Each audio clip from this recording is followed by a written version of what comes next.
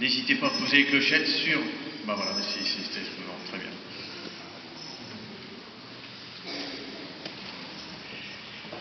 Frères et sœurs, quel est le sens de cette grande veillée pascale que l'Église vit chaque année comme le sommet de son cycle liturgique? On part du début, la création, Dieu qui a fait l'univers, le cosmos, toutes les plantes, les bestioles, etc., avec au sommet l'homme et la femme. C'est le grand plan d'amour de Dieu qui s'exprime. Seulement, nous le savons, dès le début, Adam et Ève ont tout cassé, l'amitié avec Dieu a été déchirée, le ciel s'est fermé, l'horizon pour l'homme et la femme est devenu tout plat, et la mort, qui est au moins un problème, qui est un scandale et qui est souvent très douloureuse pour tous, même pour Jésus, la mort était l'aboutissement de la vie. Que faire et comment réagir? J'ai senti la grande force de notre foi chrétienne en participant quelquefois à des célébrations laïques. J'ai accompagné en particulier mon professeur de judo qui enterrait sa grand-mère. Et j'ai été choqué, je trouve qu'il n'y a pas trop d'autres mots, par la tristesse de cette célébration à laquelle n'était apportée aucune solution, par le vide de toutes les petites poésies que nous avons lues, une espèce de pauvreté qui me semblait incroyable.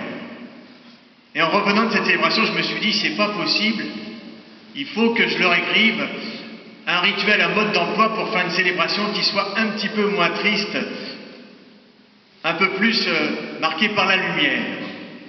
Et en fait, frères et sœurs, ce mode d'emploi, cette célébration que j'imaginais leur écrire, c'est toute la veillée pascale que nous avons vécue à l'instant. Toute cette veillée pascale, elle accompagne le peuple saint, le peuple d'Israël dans son histoire sainte. Ce peuple saint, Adam et Ève, c'est moi. Les prophètes qui viennent parler à ce peuple tout au long de l'histoire, c'est Dieu qui essaie de me parler à moi aujourd'hui, tout au long de mon histoire, qui ne durera pas des siècles, qui durera quelques dizaines d'années. Dieu essaye de retisser des liens d'amitié avec son peuple. Il essaye de lui donner la main, il essaye de donner la main à chacun de nous tout au long de notre histoire sainte, de notre propre histoire sainte. On passe d'un horizon tout plat, fermé par la mort, à un horizon vertical. Dieu vient rejoindre son peuple.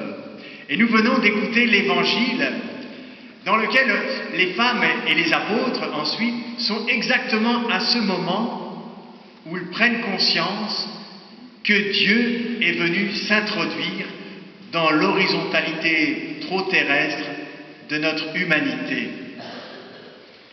J'allais dire, Dieu est venu exploser ce plafond, cet horizon plat qui était le nôtre. Jésus est venu ouvrir le ciel. Vous voyez, je me disais, de manière assez symbolique, les célébrations laïques auxquelles j'ai assisté, la salle était une salle avec un toit très plat, sans espérance. Le toit de nos églises, le plafond de nos églises est très haut, les clochers sont très pointus, non pas seulement pour mettre des cloches en dessous, mais pour montrer une direction. Les clochers de nos églises, frères et sœurs, nous rappellent notre vocation, nous sommes tous appelés au ciel. Nous passons d'un monde sans espérance à l'espérance que Jésus-Christ et lui seul peut apporter. On pourrait réciter 10 000 poésies à une sépulture, ça ne donnera jamais un gramme d'espérance. C'est le Christ qui donne l'espérance.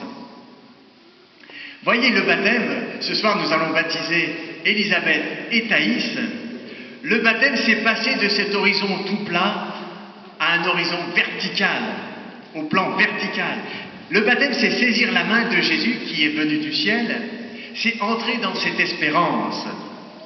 Et alors, frères et sœurs, et c'est ma conclusion, alors tout prend du sens.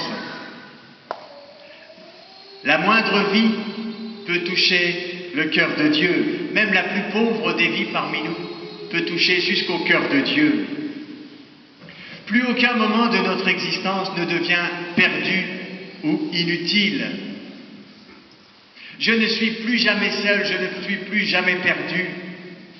Je le redis, mon cœur peut toucher le cœur de Dieu. La mort même alors ne devient plus qu'un passage. Et vous comprenez bien que la vie change complètement de sens.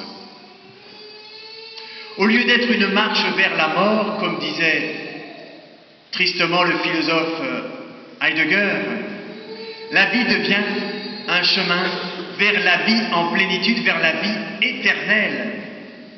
Eh bien, frères et sœurs, que notre foi chrétienne nous illumine. Bienvenue Élisabeth et bienvenue Thaïs sur ce chemin de vie. Amen. Amen.